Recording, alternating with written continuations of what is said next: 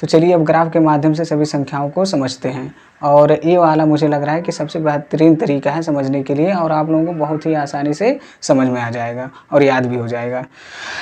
तो क्या बताएं कि पहला वाला क्या होता है, नेचुरल नंबर। नेचुरल नंबर क्या होता है, 1 से स्टार्ट होता है, जैसे 1 2 3 4 और डॉट डॉट डॉट डॉट करके कहाँ तक होता है, इनफाइनाइट तक होता है। इसमें क्या जीरो को हम लोग काउंट करते हैं, नहीं करते हैं। अगर जीरो को भी काउंट कर लेते हैं तो कौन सी संख्या हो जाती है, यानी कि जीरो को अगर जो काउंट करके 1 2 3 4 ये सब रहेगा, लेकिन इसके साथ जीरो को भी अगर जो काउंट कर देते हैं तो कौन सी संख्या हो जाती है, पूर्ण संख्या, यानी कि होल नंबर हो जाता है। ठीक, तो होल नंबर अगर जो सभी प्राकृतिक संख्याएं जो है होल वाले गोले में आ रही हैं कि नहीं, नेचुरल वाला गोला होल वाले गोले के अंदर आ रहा है ना, तो इसको हम लोग कह सकते हैं कि सभी प्राकृतिक संख्याएं पूर्ण संख्याएं होती है, सभी नेचुरल संख्याएं होल संख्याएं होती है। क्यों, क्योंकि इसी गोले के अंतर्गत आ रहा है। ठीक, जीरो को काउंट कर लिए तो कौन सी संख्या हो गई, पूर्ण संख्या हो गई। लेकिन अगर जो माइनस को भी हम लोग काउंट कर लेते हैं, जैसे माइनस इनफाइनाइट हो गया, -2 हो गया, -1 हो गया, 0 हो गया, 1 हो गया, 2 हो गया, ऐसे ऐसे करके जो होता है प्लस इनफाइनाइट तक अगर जो ले ले, मतलब जीरो से यहाँ तो लिए हैं, इसके साथ साथ माइनस वाला भी अगर जो हम लोग काउंट कर देते हैं तो कौन संख्या हो जाती है, पूर्णांक संख्या हो जाती है, यानी कि इंटीजर नंबर हो जाता है।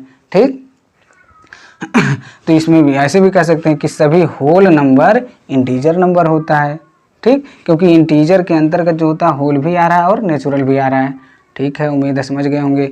अब जो है ग्राफ के माध्यम से, जैसे -2 है और यहाँ -1 है, इसमें ये दोनों पॉइंट को हम लोग लिए हैं तो इंटीजर हो गया, लेकिन इस पॉइंट को हम लोग अभी तक काउंट नहीं किए हैं।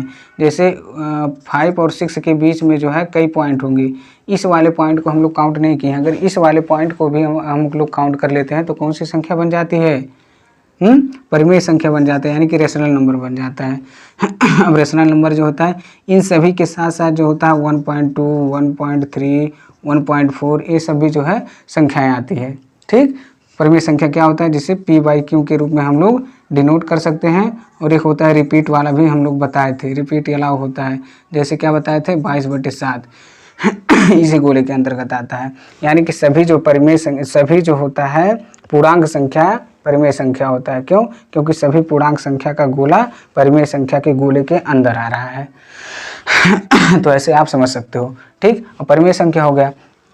अपरिमेय संख्या किसे बोलेंगे, इसे अपरिमेय लिख दें, अपरिमेय अपरिमेय अपरिमेय नंबर, अपरिमेय संख्या किसे कहते हैं, जिसे P/Q के रूप में हम लोग डिनोट नहीं कर सकते हैं। जैसे √2 हो गया, √3 हो गया, √5 हो गया, ये सब जो होते हैं अपरिमेय संख्या होता है। और जो होता है पाई की वैल्यू भी जो होती है, क्योंकि इसमें रिपीट नॉट अलाउ होता है, इसको जो है हम लोग समझा दिए थे। तो पाई जो होता है कभी नहीं रिपीट करता है, और 22/7 जो होता है रिपीट होने लगता है 6 अंक के बाद। तो जो होता है ये परिमेय संख्या हो जाएगा, और जो रिपीट नहीं होता है वो अपरिमेय संख्या हो जाता है। ठीक, इतना समझ में आ गया होगा सभी लोगों को। अब ये जो होता है, जैसे ये पूरा जो है परिमेय संख्या होता है, गोला वाला जो होता है रेशनल नंबर, यानी कि परिमेय संख्या इसे हम लोग बोलते हैं। इंग्लिश जो होता है रेशनल नंबर, हिंदी परिमेय संख्या होता है। ये गोला वाला पूरा परिमेय संख्या हो गया मिलके, और गोले के बाहर वाला जो जगह है अपरिमेय संख्या होता है। अब अपरिमेय और परिमेय संख्या और अपरिमेय संख्या दोनों को अगर जो मिला दिया जाए तो इसको हम लोग कह देते हैं वास्तविक संख्या। ठीक है, वास्तविक संख्या कह देते हैं। इंग्लिश क्या होता है, रियल नंबर। इंग्लिश जो होता है रियल नंबर होता है। उम्मीद है कि समझ में आ गया होगा।